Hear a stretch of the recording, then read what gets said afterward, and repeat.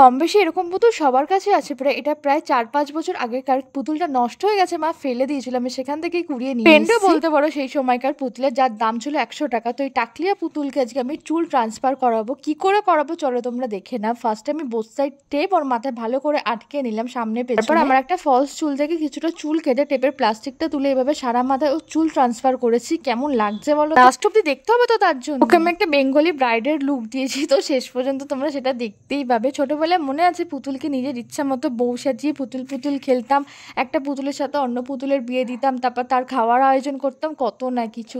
সেসব যাই হোক, সেসব এখন অতীত হয়ে গেছে। এখনকার বাচ্চারা না কেউ এই পুতুল খেলার নামই হয়তো একটা সময় উঠে যাবে, কি করে খেলতে হয় এটাও ওরা জানবে না। বাচ্চাদের স্মার্টফোনটা আসার পরে না এই সমস্ত খেলা একেবারে উঠেই যাবে। আর কয়েকটা বছর শুধু তোমরা অপেক্ষা করো, সব উঠে যাবে। তো তোমাদের সাথে কথা বলতে বলতে আমার ব্রাইড দেখো রেডি।